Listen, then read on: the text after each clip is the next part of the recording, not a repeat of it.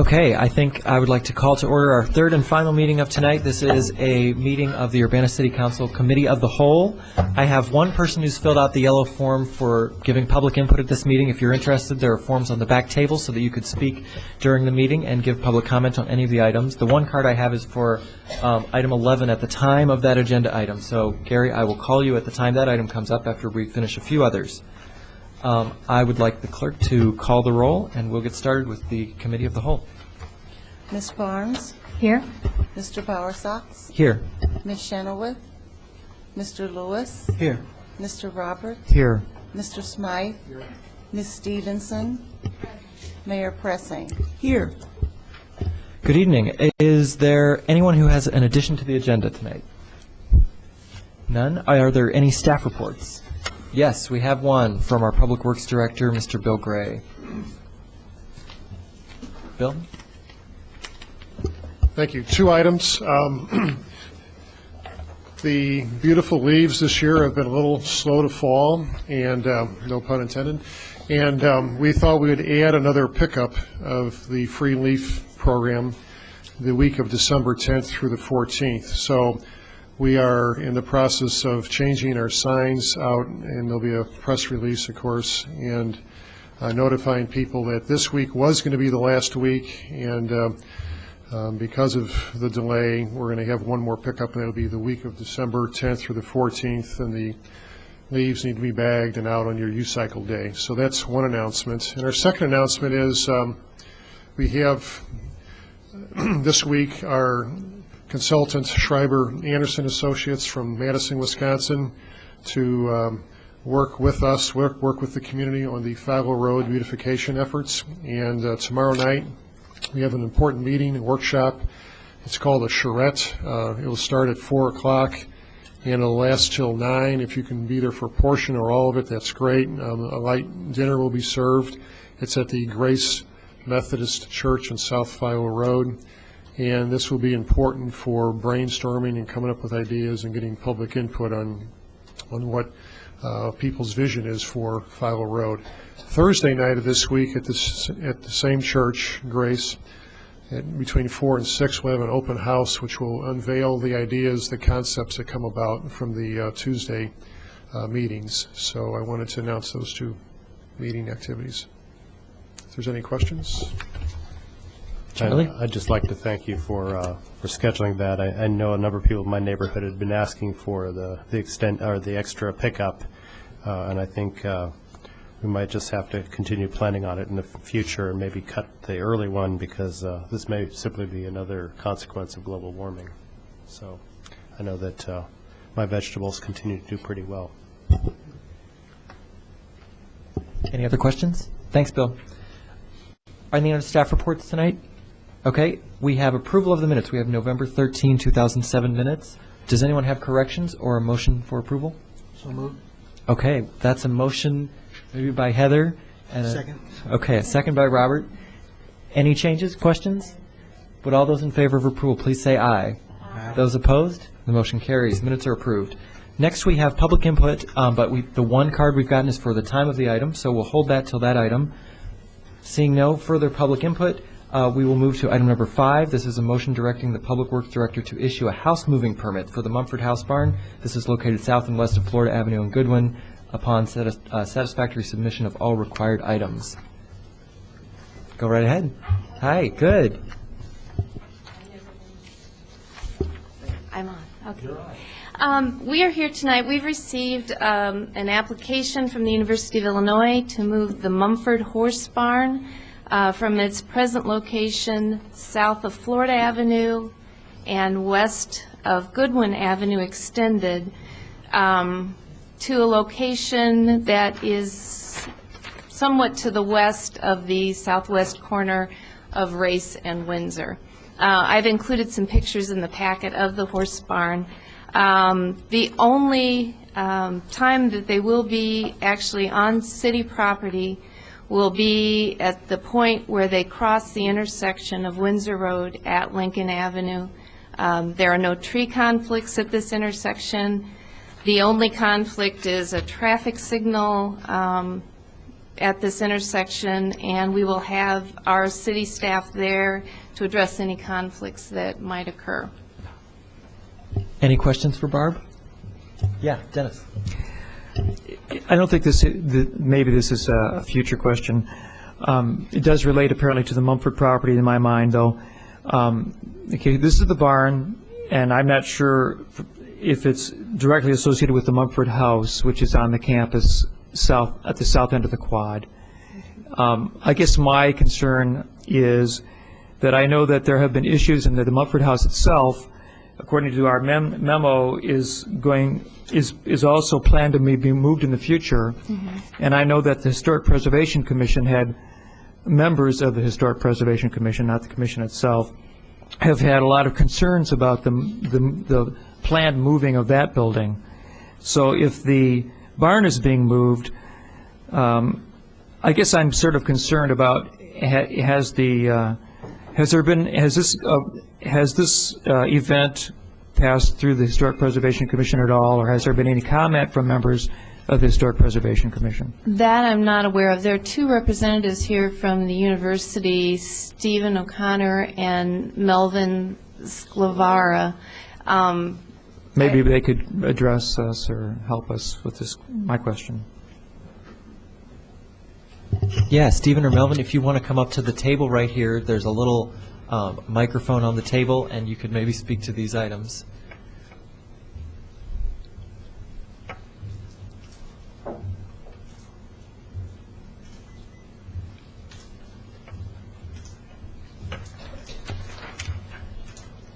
Thanks for being here tonight. If you could say your name and title at the university, that'd be great.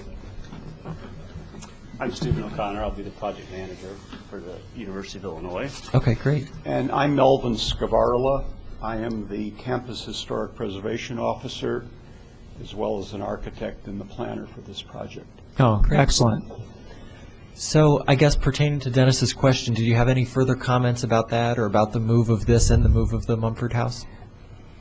The university does intend, excuse me, to move the Mumford House at a later time. And to my knowledge, we're not required to submit anything to your Historic Preservation Commission requesting approval and or concurrence. If I may ask a question. In the memo here, we have information that says that the university plans to open a visitor center at the new location and that the farmhouse, a horse barn, and a chicken coop would be included. So you're going to relocate it, and it's going to become an educational... become an interpretive center. Interpretive center. That's the intent. Okay. All right. And the barn was originally located with the house at the house present location. Yeah. But it was moved in 1917 to its present location. Okay. And I'm fascinated. I've never been to in a community where more houses got moved more often than in this town. I just have never heard of it before, and it's like even brick houses 2 stories high get moved here. I'm totally amazed. Evanston has moved 800 houses in 100 years. Yeah. Okay, I'm just learning, I guess. All right. Okay, any other questions? Lynn? I have one question. Go ahead. I'd like to move approval of this motion as stated on our agenda. Okay, a second from Robert. Any final questions? And I wanted to clarify, it's the Mumford Horse Barn. I said house barn when I first read the ordinance because we did say house barn, but it's a horse barn. It is a horse barn. It is a horse yes. barn. Thank you, Barb. We'll be back in the springtime. Yes, yes. Okay, the other great. part Would of all this those move. in favor of the motion please signify by saying aye? Aye. Anyone opposed? That carries. Thanks. Good evening. Next tonight, item number 6 is an ordinance, number 2007-11-124. This is an ordinance revising the annual budget ordinance for the purchase of certain city vehicles. So, Mr. Bill Gray, our Public Works Director, is here to describe this for us. Yes, tonight you're going to learn a little bit about motor pool vehicles.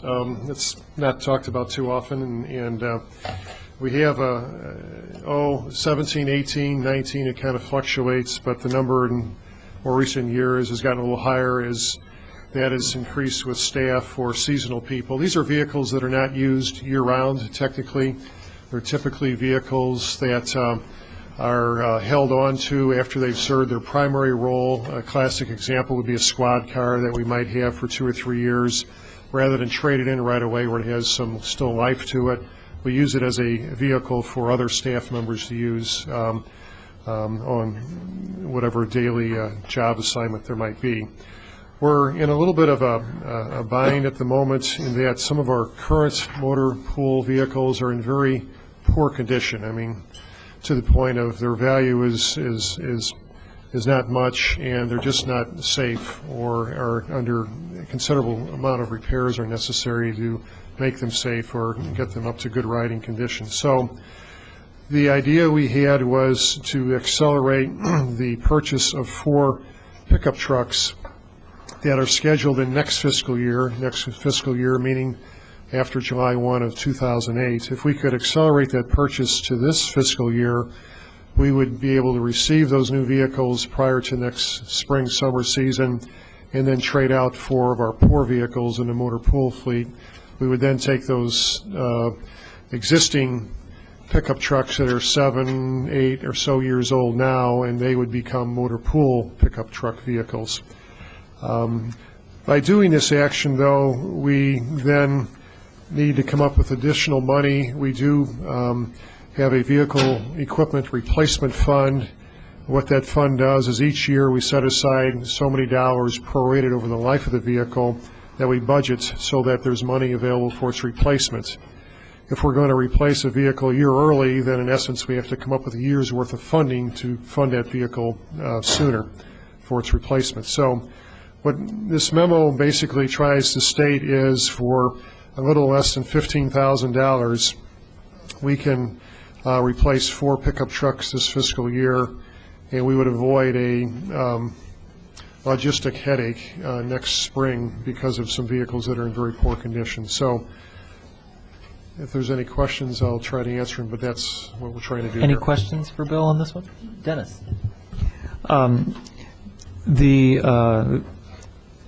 The vehicles that are purchased for the general use for the city in this manner, are these new vehicles that we're getting at a discounted rate from a dealer? Yes, many times the vehicles we're buying are actually from state purchasing, and when you buy vehicles from state purchasing, they're even less than if you went out for bid among all the dealers in the central Illinois area. So pickup trucks are typically something we would purchase on the state purchasing. So let me explore this with you a little bit. Do you put in a request for a certain type of truck or vehicle, and then they hope to fulfill it through arrangements? Yes. So I'm noticing that the description of most of the vehicles we have listed here, vehicles, and you give vehicle numbers, are all American-made cars. I'm wondering about the future, our future as cost efficiency, green energy, that we've set some goals on as far as the vehicle, maybe it's emissions, but also mileage, high good mileages, and maybe alternative vehicles. So, I mean, there are some vehicles that are available. Perhaps they're not American-made, but they're imported vehicles that have really high standards and ratings. Is it possible to explore to try to get vehicles with extremely good gas mileage as opposed to average gas mileage? Is this one of the goals that you're going to be pursuing? Yes.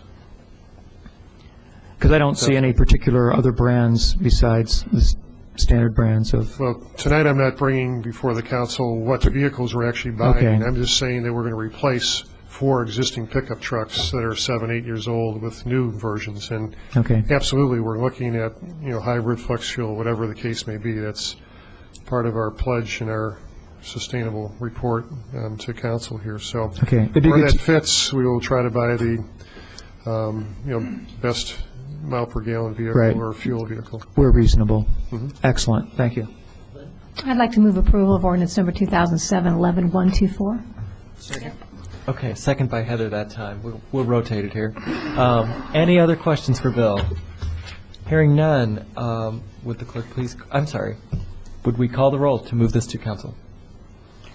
Would all those in favor, please, I'm sorry. Yeah, this is the committee, so we'll say aye if you want to move it to Yeah, council. that's it. Excuse me here for a sec.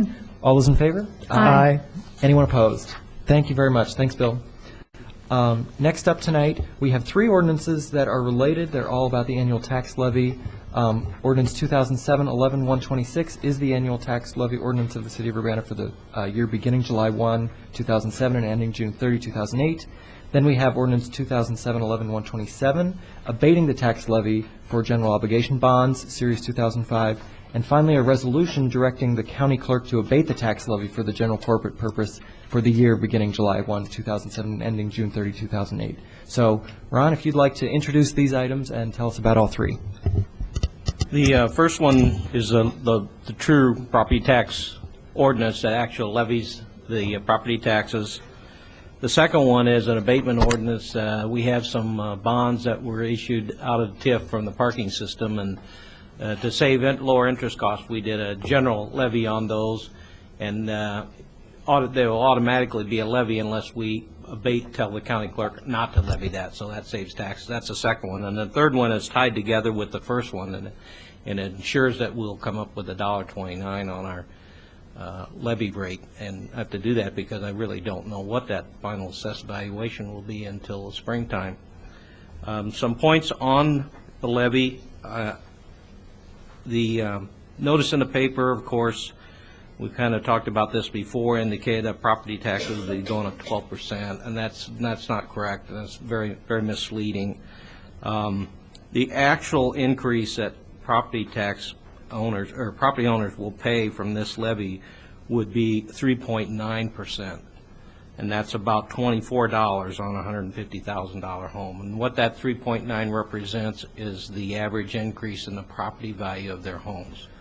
This levy would keep the same rate, $1.29, as we had last year.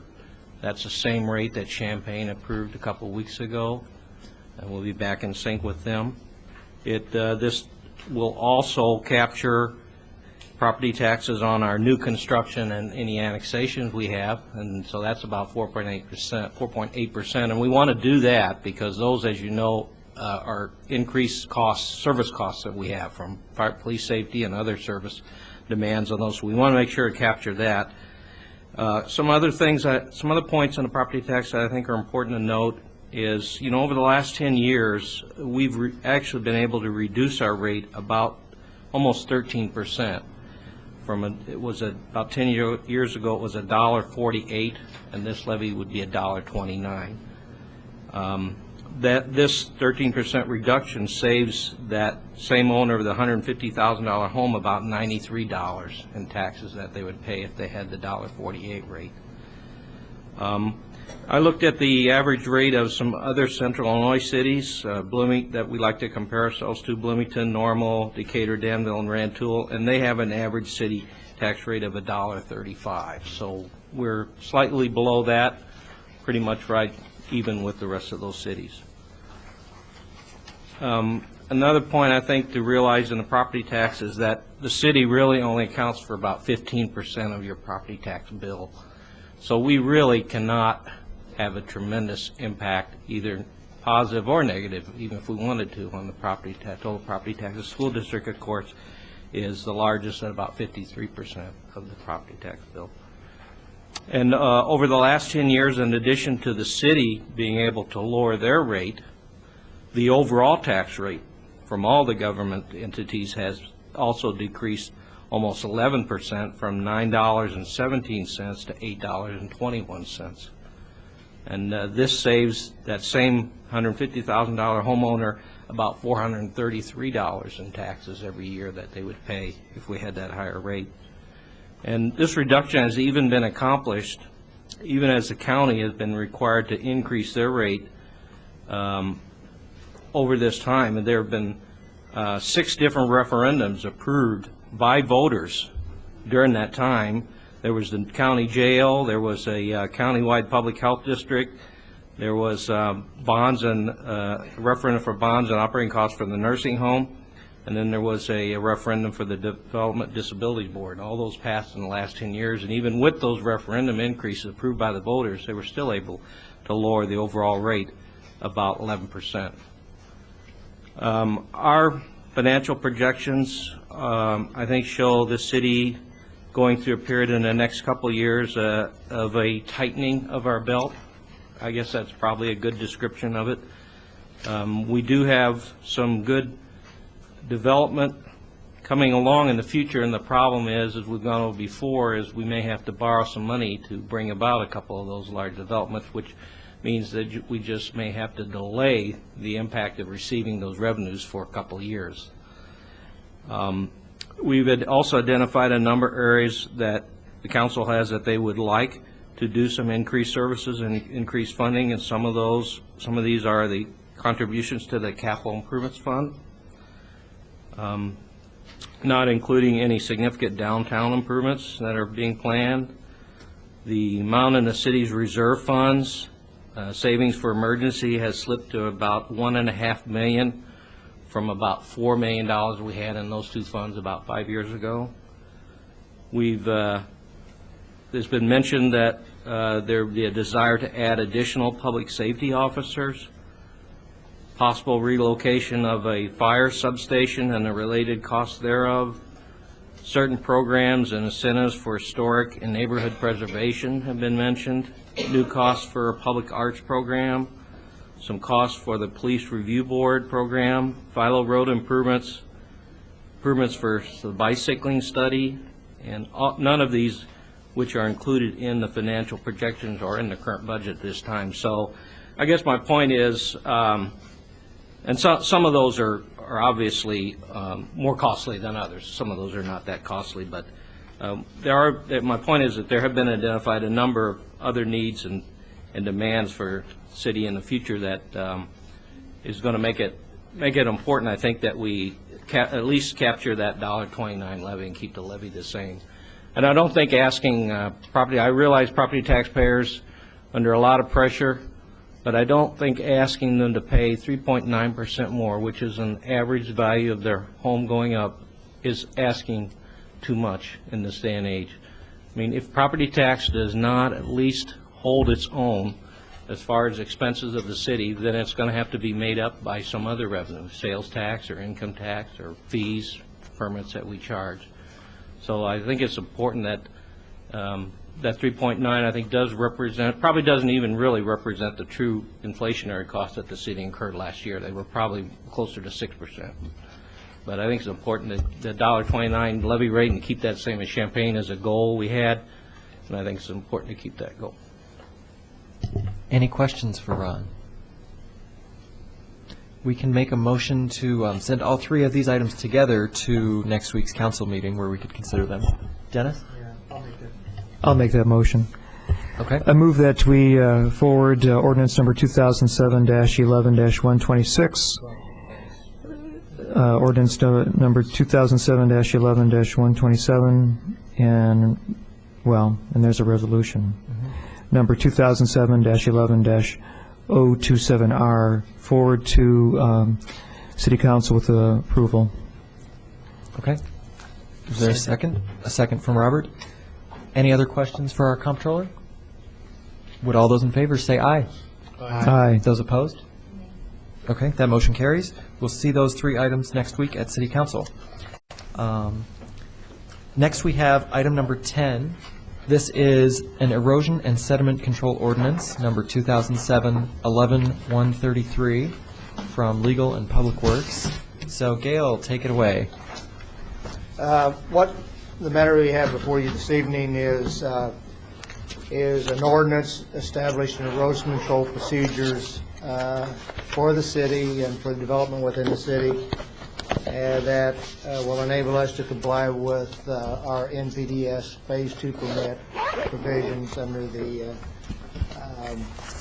Clean Water Act. And I'm going to let Brad go through some of the background and details and explain the process that it's been a couple of year process getting, or maybe even longer than that, getting to this point for this ordinance. So Brad's going to explain how we got here.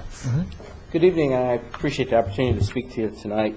To give you a little bit of background, in 2003, the City of Urbana received its Stormwater Phase 2 permit, and as part of that permit to protect water quality, we had to come up with what they call the 6 minimum measures, and one of those measures was to improve on our construction site sediment and runoff. And as part of that, the City of Urbana joined with the Village of Savoy, the University of Illinois, the City of Champaign, and the county, and formed a cooperative group. They call themselves the MS4 group, which stands for Municipal Separate Stormwater Systems. All those communities have separate storm sewer systems that are regulated by the permit. And what the communities have done is work together to come up with a joint erosion and sediment control ordinance that all the communities would adopt, that would basically have the same language and same details and provide a consistent level of erosion and sediment control that would meet the new Illinois Environmental Protection Agency's requirements. It's been a multi-year effort. I started on this when I began work with the City of Urbana 3 years ago. What we've done is gone out and looked at what a lot of other communities have done up in northern Illinois, down in Kentucky, and really kind of all over the United States to see what some of the other communities have done. The legal staffs from Champaign and Urbana and Savoy have all worked tirelessly on this to make sure the ordinance addressed all the legal aspects that were important. And a major part of our effort on this ordinance, we did a lot of stakeholders meeting. We worked with the developers, the engineers, the home builders associations, to gather their input on the ordinance, because it'll obviously affect them, and to come up with a ordinance that was satisfactory to them, as well as meeting the goals of protecting the environment. I'll point out too that this also fits in with the Sustainable Urbana as a way of us to further protect our water quality resources. So what you have before you in the ordinance is a little bit of a change from what our existing ordinance is. It's a lot more comprehensive. Previously, the ordinance fit nicely on one page and was 3 paragraphs. Now I believe we're up to 22 or 25 pages, so you can see it's a lot more comprehensive. There's a lot more stuff as far as enforcement. We'll be able to make contractors keep their sites clean. There's a lot of specifics laid out in there as far as what the requirements are. And then one of the things that we've also done, and that's available online in an effort to save some paper usage, is the communities have actually got together and developed a set of standards which show how silt fences to be installed, how inlet baskets are to be installed to capture the sediments. So the proposed ordinance should have many benefits. It'll protect water quality. It should help reduce some of the mud tracked on streets in new subdivisions. Great. One of the provisions of the new ordinance currently the larger sites and larger subdivisions are regulated with the state ILR 10 permits for anything over an acre. What the ordinance will also do will help us to keep a closer tab on those single lot developments where you have somebody building a home in a subdivision after the developer's long gone, and help us to make sure that we can keep that mud and sediment out of the streets and out of the storm sewers also. So it's quite a lot more comprehensive and far-reaching than the current ordinance does. Any questions? Dennis? Oh, darn. In the ordinance, there's reference to the manual of practice. So is that the document you just held up that says MS4 on it? There's 2 of them. There's one for the larger sites, which are the class 1 and 3, and then there's one for the smaller sites, which are basically the individual. And these are actually posted on our website under their stormwater management page, under the Public Works webpage. Okay, so that's exactly what I was going to ask. We didn't see a copy of the manual, and I thought, well, people need to be able to refer to it. So you've actually exactly solved the problem that I was wondering we had. Excellent. Okay. Heather? I see on here public education and outreach. I don't see where there's, I know you said that you did talk with stakeholders, and I just wonder if developers and home builders will be getting a copy of this, of the known home builders that you know or developers.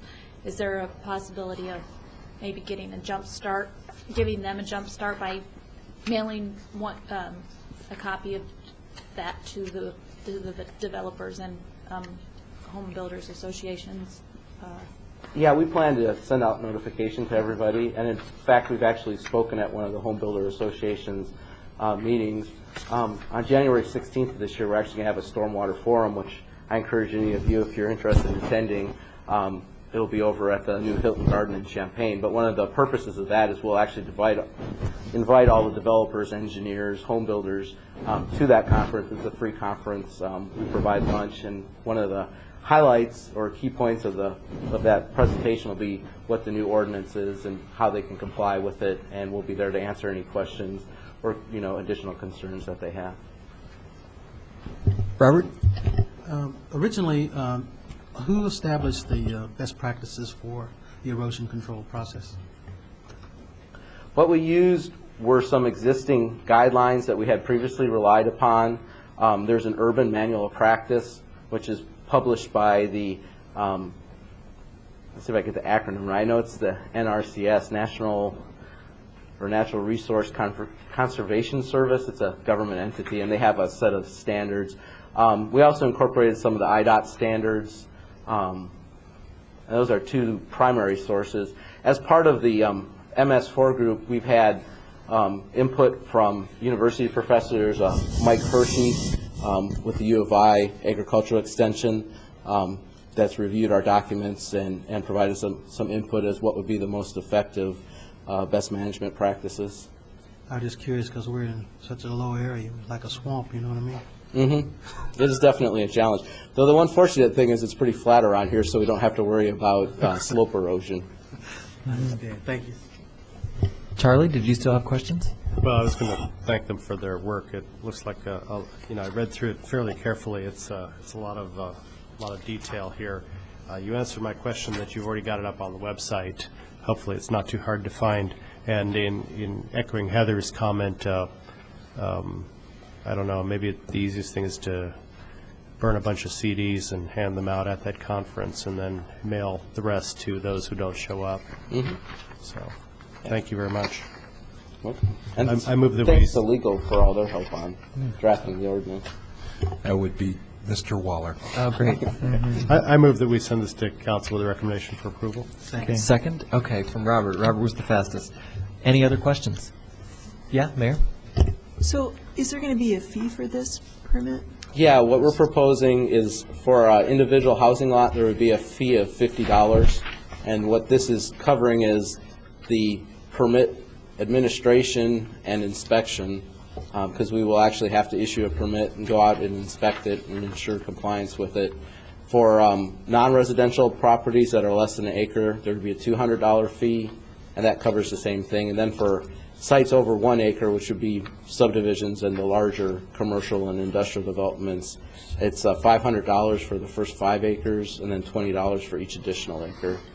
And the $50 is equivalent to the fee that Champaign is presently charging for their what they call a grading and drainage permit for individual lots. And so people get this when they get a building permit? Yes. Okay. It would be coordinated with that program. Thank you. Okay. Heather? And right now, they don't, when they get a building permit, they don't pay a fee of any kind, so. Well, I believe they pay a fee for the building permit, but they don't pay any fee for erosion and sediment control because it's something that we presently don't enforce on individual sites. Any other questions? I just wanted to make 2 really brief comments. First, thank you, Brad and Gail, for having all these stakeholder group meetings, for getting the builders and developers involved. That looks like a lot of effort, but it's really important because they're the ones who have to understand this. Second, I just had a comment. You don't have to answer it tonight, but you might check into this for next week. On page 15 of the ordinance, there's a section 22.202C in the middle of page 15 about Class 3 land disturbance. And just a note to you to maybe check into for next week, the last sentence in that section says that utility companies performing land disturbance activities, permits are required within the city of Champaign, but it doesn't mention Urbana or the other jurisdictions. So, Word search is not perfect. yeah, word search is not perfect, exactly. So, I apologize for the error. No problem.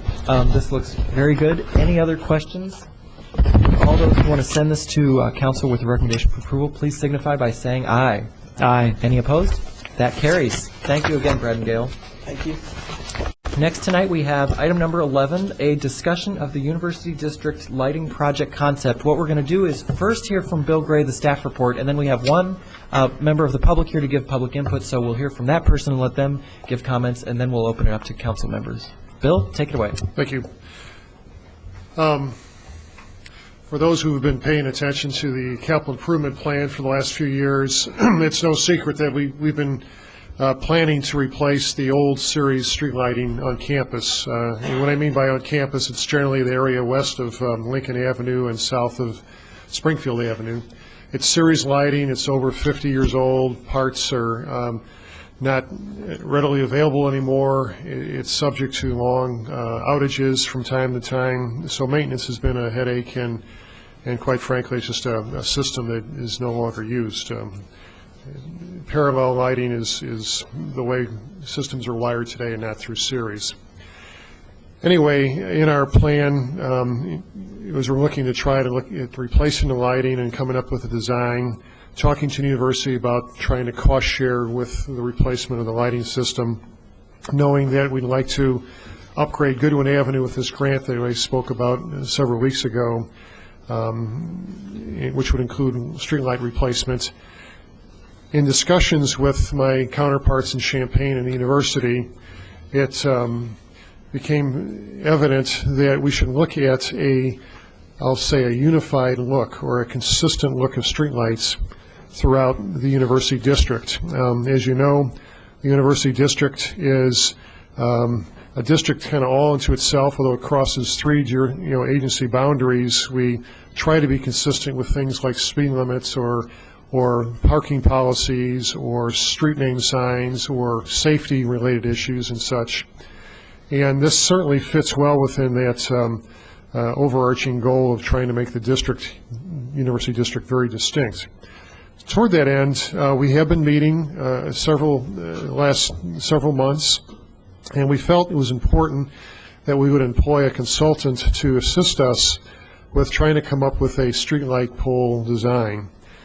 And in speaking with Champaign, Champaign is very happy with the style of pole that they've installed on Green Street and 6th Street and other areas soon in Champaign.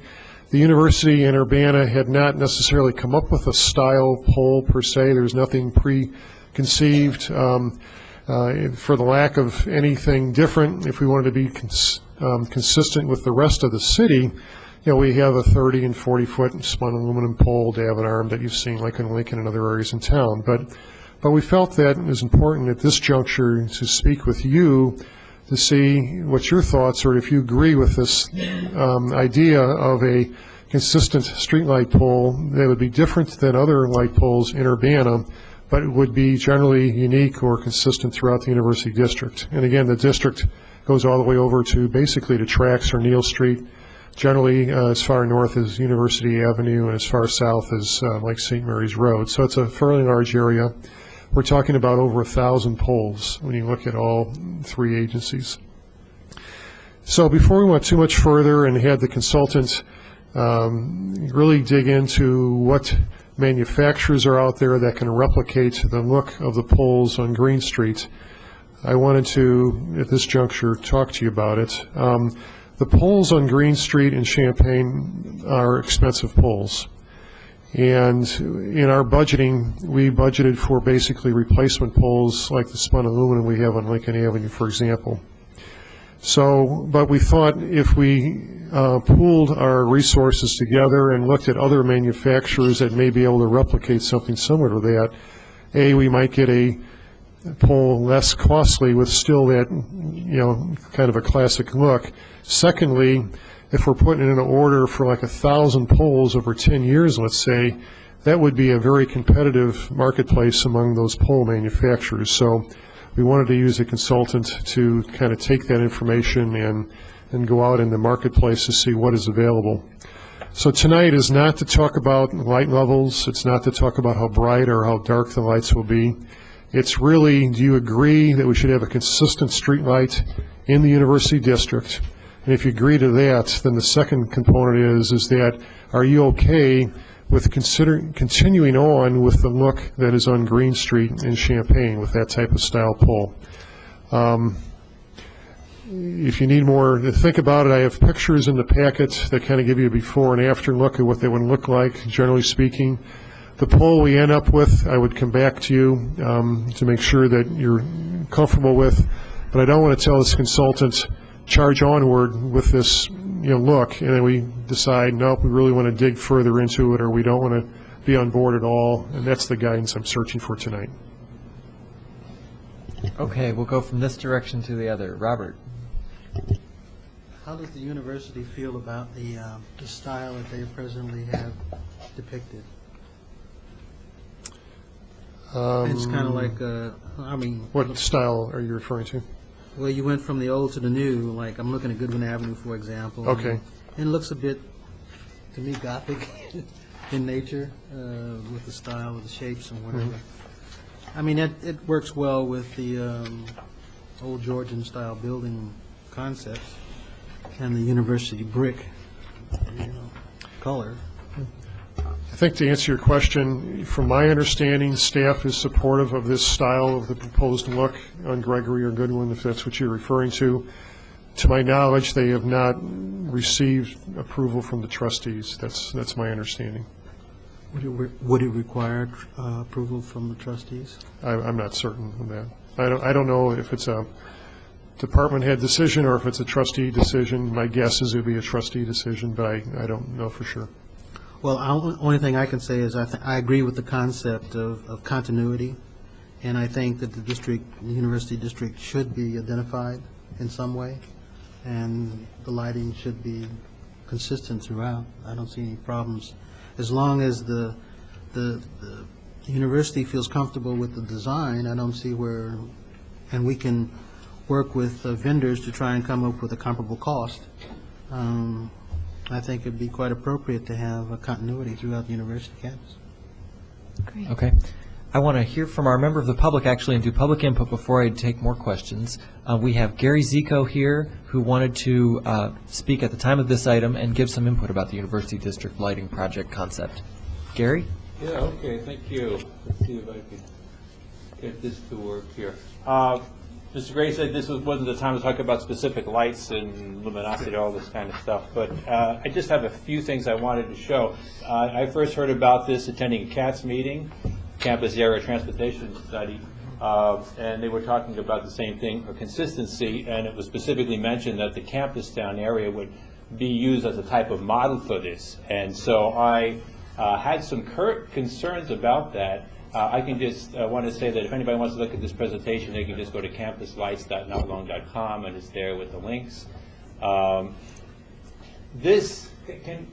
always keep these lights on when you're doing a presentation up there? Is that how? We'll try to adjust the lighting here so people can see. The less the better. Again, you can't see lights if it. So this is kind of small, but this is campus. This is Green Street looking west. And you can see that here and here and here. These are really bright all the way down. So these are the current lights that are down there. And you can see that they are about as bright as the oncoming headlights here. So there is a lot of light coming out of here, and it's not going down.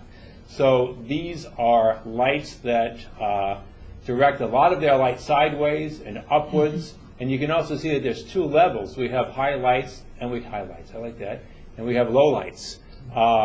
And the low lights even are worse because they are more in your face, so to speak, in terms of glare.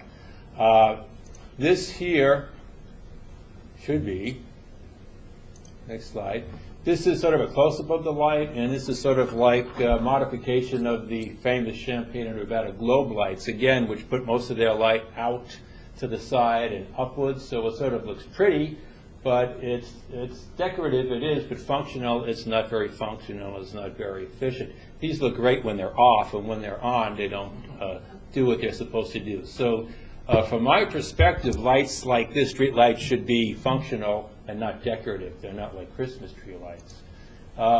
This is from the top of the parking deck on John Street, looking down. This is looking at 6th Street north of John, and you can see the new style lights here. And you can see, again, most of the light is coming up. Things are really, really super bright. Why? Because there's so many of these lights here.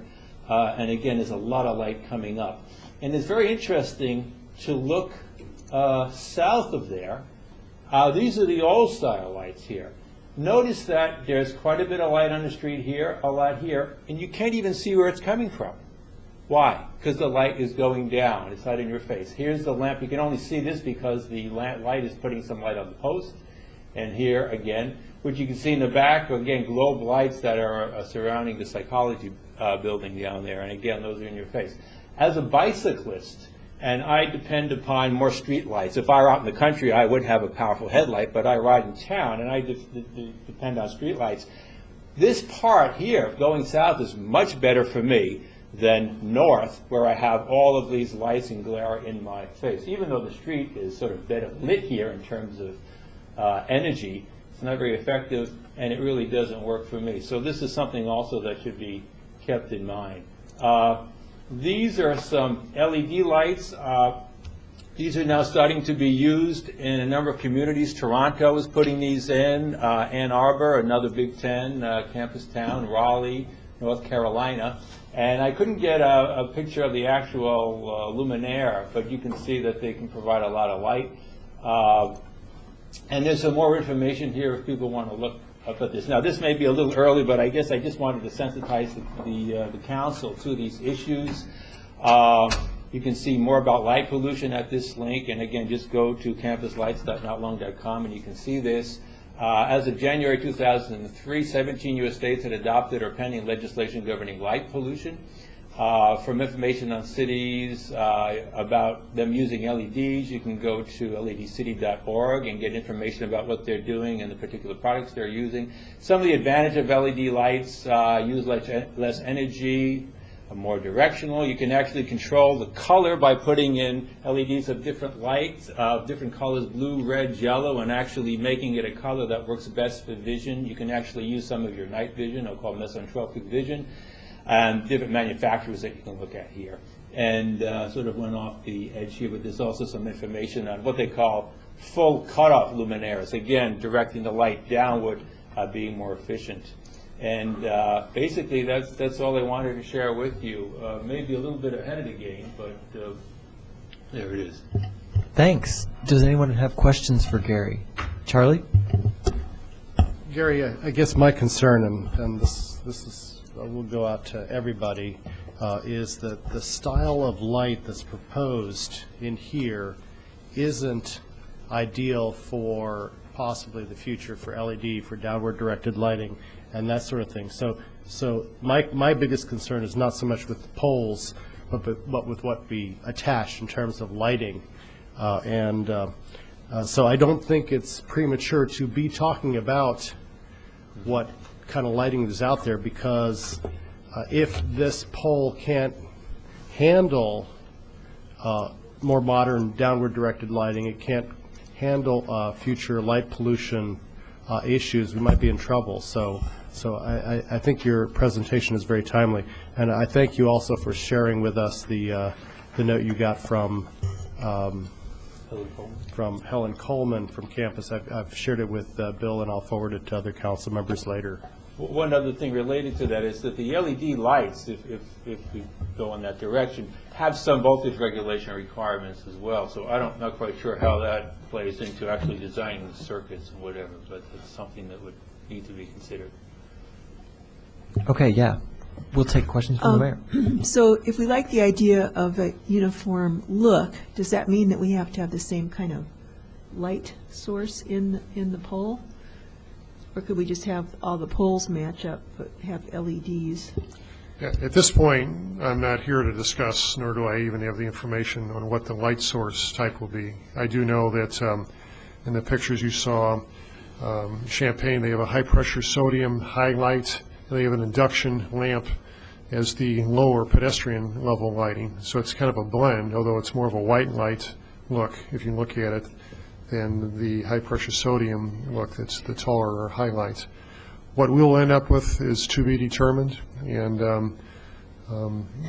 all these factors will be taken into consideration, when we come up with a style. But the fixture and lamp selection will be very important in this process.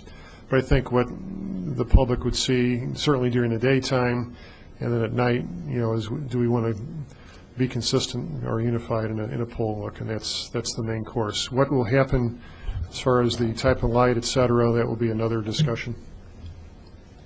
Does anyone have questions first for Gary while he's still here? None? Okay, you could proceed with questions for Bill too. Dennis? Yeah. Okay, that's where I'm headed, I guess. First, it was interesting to learn that we could actually supply a type of light pole and seek bids to duplicate it in some manner from other companies. I didn't realize that was possible, so it's very interesting to hear.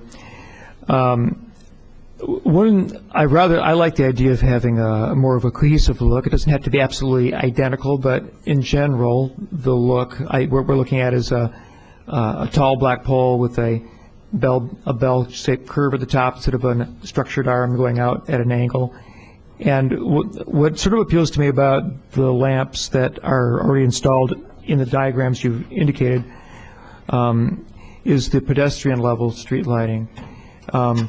It's one thing to make sure that the cars see the road and people see each other coming and going, but a lot of the crime in the campus town area has to do with bad lighting, insufficient lighting, and especially down side streets or between buildings. While it may be less effective as far as directing light to have side lighting, there may be safety reasons to consider that as not being necessarily inappropriate in the campus area. Now, if these lamps were being chosen for a parking lot in a new shopping center, we probably wouldn't care for them.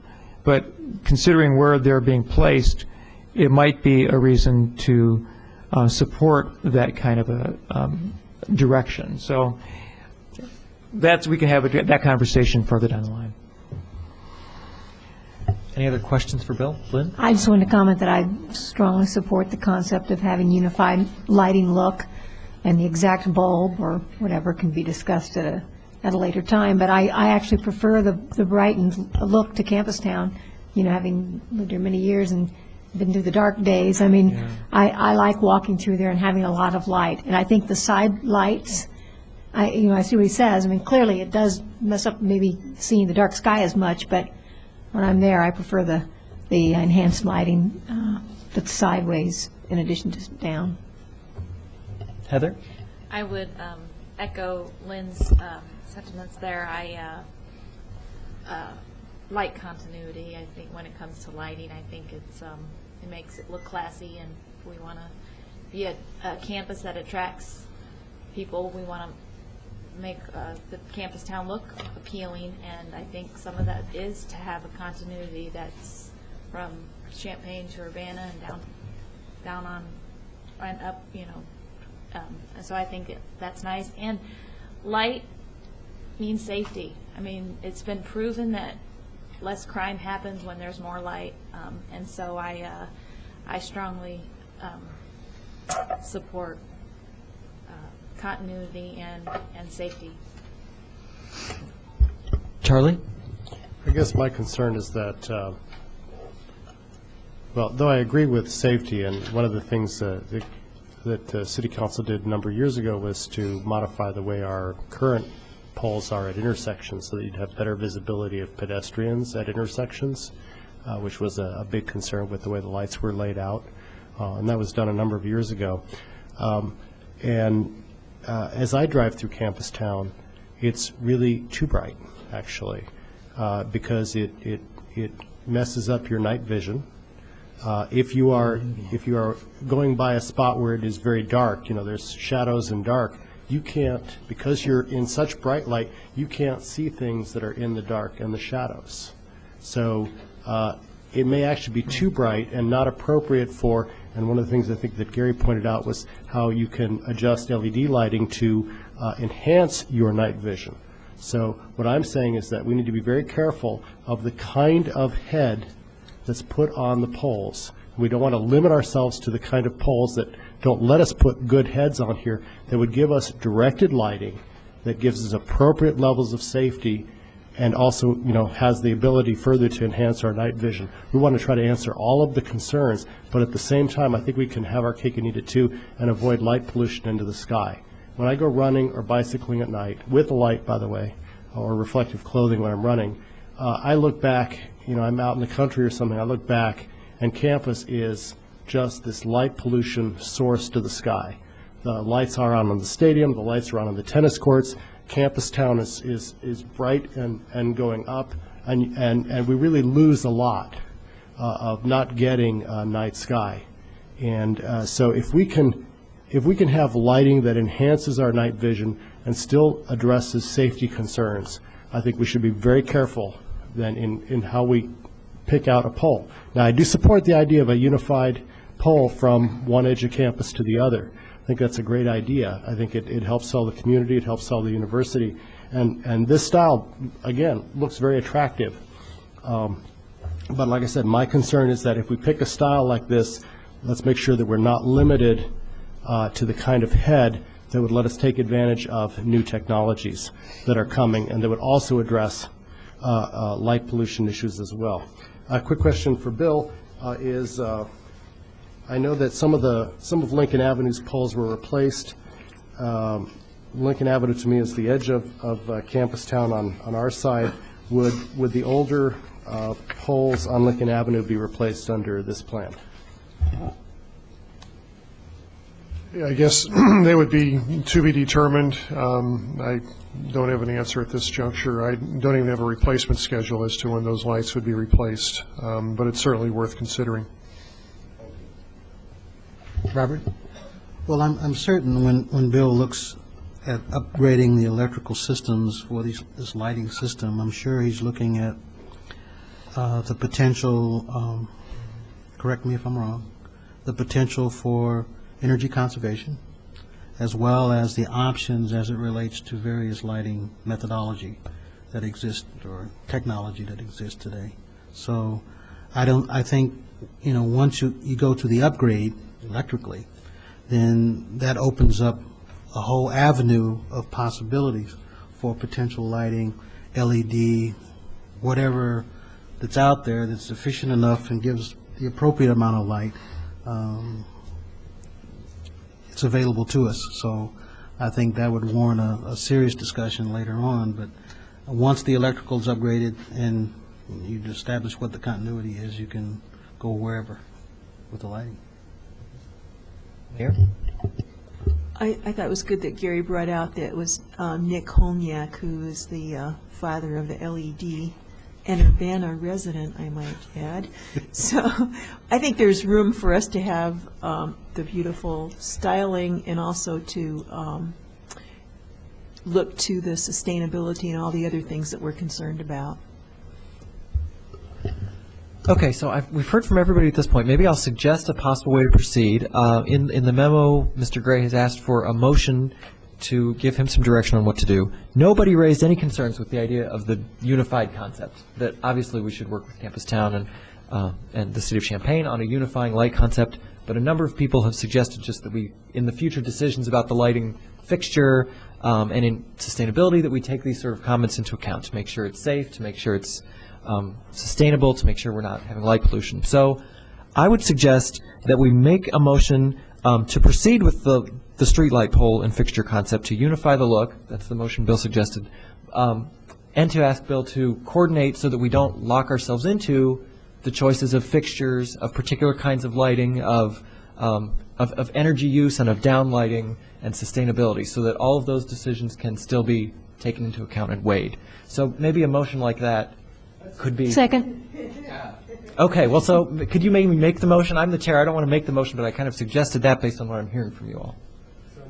Second. Okay, a motion from Charlie and a second from Lynn. Does anyone have any other questions, input? All those in favor, please say aye. Aye. Anyone opposed? Okay, that motion carries. Thank you, Bill. And thank you, Gary. One comment to Gary. This is really helpful. Thank you for putting together all these details and pictures. And I suggest you share these with the U of I folks, too. They're going to be just as much a part as we are of the decision-making as this goes forward and the details are chosen. So thank you very much. The next item we have tonight is number 12, a discussion of the illegal sewer connection policy. Bill Gray again is here for Public Works. Bill? Thank you. Probably get a little help from Brad and Gail too here, and I'll bear with me as we try to go through this. Again, the illegal sewer connection is just that. It's the typical example is a home's sanitary sewer lateral is somehow connected to a storm sewer system, which is an illegal connection, and that's what we're talking about at this point. Last time we met, we talked about generally the typical numbers of these sorts of connections we might find in a year, and that's probably in the order of 1 or 2 a year that we may discover or uncover. We talked about the possible or probable average cost if such a connection is found where the repair has to be made under pavement, under the middle of the street, for example. And we talked about how could the city help offset this large cost to the homeowner or business. And typically we found that this could be a $8,000 average cost, and if we were to cost share at 50%, we would cost share at $4,000 max for such a circumstance. What we heard last time was, well, are there other loans or grants or other programs that could help homeowners or businesses out? What we attached, and actually it was attached to the other packet, was information that community development has with respect to if we have a very low income family and there's an emergency repair, and we would certainly classify this as an emergency repair. If they meet those income requirements, this program has been long-standing, and this would help actually pay 100% essentially of the costs for all those repairs in the middle of the street. Fortunately or unfortunately, depending on what your circumstance is, many homeowners are not in this income situation, but it's still a large expense for a family. We were then asked to look at loans. We would not want to actually be in the loan business. That's very problematic, and the comptroller can speak to that if you'd like, but we would probably, for a homeowner to get a loan, we would direct them to get a loan from a bank or some institution like that. What became complicated, though, is what we heard is, could we buy down the loan amount so that if the current loan percentage was maybe 8, 9, 10%, could the city further offset those costs and buy down that loan to, say, 5%? Where that becomes problematic is that in some of the more recent examples of illegal connections, the repair work was done in the right-of-way and also on private property. So if a homeowner was to get a loan, the loan would be for the full amount to pay their share to the contractor for work on private property and for work done in the city right-of-way. Well, it wouldn't be appropriate, at least we don't believe it would be appropriate, that we would buy down the loan for work on private property. We don't assist individuals with other private property-related sewer work. So we thought this would be complicated and complex, and felt that maybe if there was a leaning to try to buy down the loan amount, it'd be much simpler for us to administer by just, why not increase the percentage cost share to 55 or some other percent higher than that. So I think I tried to be succinct here as to what we saw as the issues and questions that we heard last time. And I guess I'll stop. The memo, the highlighted yellow paragraphs were where we had changes. We can get into the details, if you wish, of what that costs to the sewer benefit tax would be, depending on if you choose a 50% or a 60 or some other percent, we have those numbers if you'd like to see that. But I'll stop at this point. Oh, I have one other correction. In the first page, the highlighted paragraph under recommended action, it's a typo as far as retroactivity. My understanding is we would make it retro to July 1 of 2007.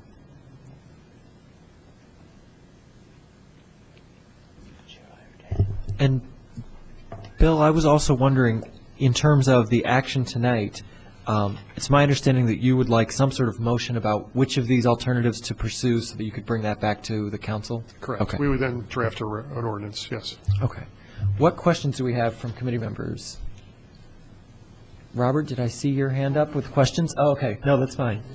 Yeah. Go right ahead. Lynn? I have a question. Oh, you I can have a still comment. go right ahead. Okay. I'm supportive of staff's recommendation, and I think it's reflective of some of our discussion, last time when we talked, and trying to give a bit of help more to our citizens, yet being able to afford it as well through the increase in the sewer tax. So I think it's a fair way to move ahead. Dennis? I guess that I do feel like there should be some assistance to people when they find out that they have an illegal connection. That's oftentimes not something they bought without realizing it from previous situation, previous construction. I support it, but I just want to ask a question. If we raise the tax universally, there won't be very many people benefiting from it. How does the council feel about many paying for a few? I guess there's really no other way around it. It's almost like basically having insurance for anybody who would have this experience. Mm-hmm. And with that consideration, do you feel it seems fair? Mm-hmm. I'm getting nods. Okay. Charlie? It is an insurance program, and along those lines, Bill, what if a person has the water company provided insurance, and then we also have a situation where their pavement has to be torn up? Would they be able to collect the maximum on the water company provided insurance, and then we would pay a difference, or how would the two work? I know there are situations like that, and it's probably something for legal to figure out, but. First of all, I'm trying to recall, is the water company's program applicable to an illegal sewer connection? It's not. It would only be applicable to the water service. Yeah. So the point is that scenario wouldn't occur because that program doesn't currently exist. Illegal sewer. Okay, but what about under the maintenance of sanitary service laterals where it does cover?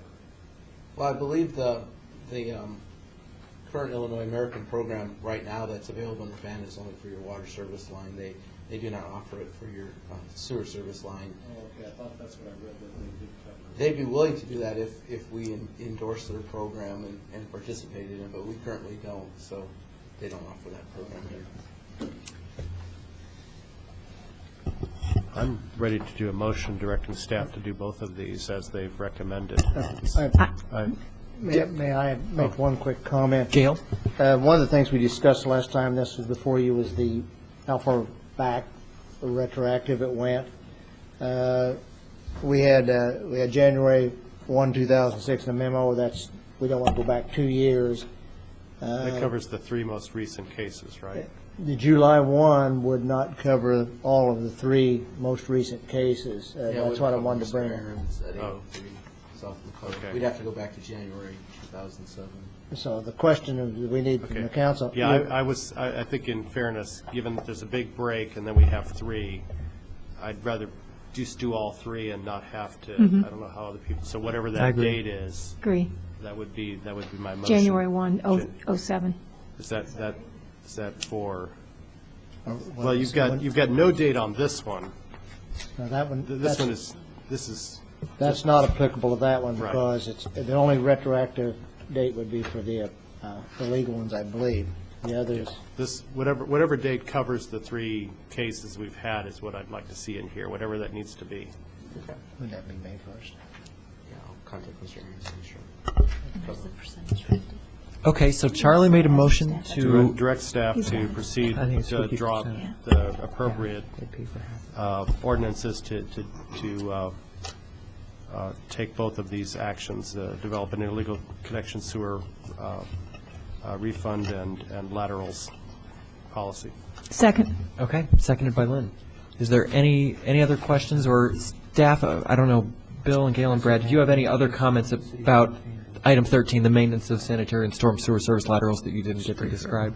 I guess one thing I wanted to point out on the lateral maintenance is we would not make that effective till the next fiscal tax cycle, so we would not have to do a budget amendment to fund those. Good. Okay, would all those in favor please say aye? Aye. Aye. Anyone opposed? Those both carry. Thank you very much. We'll put Bill. together ordinances then for your consideration. Thank you very much. That takes care of items 12 and 13. The last item that we have tonight is item 14, ordinance number 2007-10-120. This is an ordinance approving a text amendment to the zoning ordinance of the City of Urbana, repealing the special use requirements for OASS and amending Article 9, the comprehensive sign regulations, and Article 10, the nonconformities. It's from Plan Case 2050 T07. First, we're going to hear from Robert Myers. All right, thank you. This is, again, a proposed amendment to the zoning ordinance that actually covers 3 different sections, as you mentioned in your introduction. One second, I'm sorry. Just to be clear, this ordinance would amend the sign code. It would also repeal the special use requirements for billboards, and would also amend Article 10 of the zoning ordinance, which nonconformities, specifically for signs and billboards. And the ordinance is intended to it's reorganize the sign regulations so that they're easier to use, ensure that regulations are what is called content neutral, meaning that they avoid specifying the content of permitted signage. This is an important concept, a constitutional concept. Ensure that non-commercial signs are not regulated more stringently than commercial signs. Provide for equal protection and due process. Establish concrete design standards for billboards in lieu of a more discretionary design criteria and special use permit process. Reduces the likelihood of new billboards impeding redevelopment of TIF sites, and recognizes that the city cannot require removal of nonconforming billboards at owner expense, which is made clear under new state and federal laws and court decisions. The Plan Commission recommended what's here before you tonight with 3 changes that were made after the recommendations, Plan Commission's recommendation. All 3 of those proposed changes are on page 28 of the ordinance. And you'll notice that on page 28, there are strikeouts and underlines specifying what the new wording would be. And just quickly, what this would cover would be 3 things. Again, so this is as recommended by the Plan Commission, plus 3 additional changes after the Plan Commission reviewed this. But those changes are, it would keep the 300-foot buffer requirement measured in all directions from single-family residential zoning districts, from conservation, recreation, and education zoning districts, which essentially represents churches and parks. And then also, 300 feet in all directions from those 2 zoning districts and within City of Urbana limits. And then the second change would be that billboards will not be allowed on TIF redevelopment sites which have an approved or pending redevelopment agreement with the city, where such agreements explicitly prohibit billboard placement. And then the third change would be that it has to do with spacing between new billboards. Again, this pertains to new billboards, which new billboards would have to comply with 1,000-foot spacing requirements rather than 1,500 feet as in the current ordinance. So I thought also I would note what this ordinance does not do. It does not add any new traffic corridors where billboards could be located. It doesn't add Route 130, for instance. It does not increase the number of billboard rows per corridor. It still leaves that as one row per transportation corridor. It does not decrease the required 300-foot buffer distance to single-family residential. It does not allow digital billboards. This does not cap the number of billboards. As the city's limits grow, there would be some opportunities for new billboards. It would not allow newly erected, relocated, or structurally altered signs or billboards without first obtaining a city permit. So if you move a billboard, a sign to a new location, you still need to get a city permit in order to do that. And it also does not allow billboards without landscaping and architectural treatment requirements. Really, I don't want to. I want to leave chances or an opportunity for any questions. I hope I can answer. What I would like to recommend on behalf of city staff is that the city council consider this, and city staff is recommending for approval. Any questions? I recommend we move this forward to council with a recommendation for approval. Second. Okay, a motion by Lynn and a second by Charlie. Any other questions or comments? Would all those in favor say aye? Aye. Those opposed? That carries. We'll see that next Monday at City Council. With that, we're adjourned. Good evening.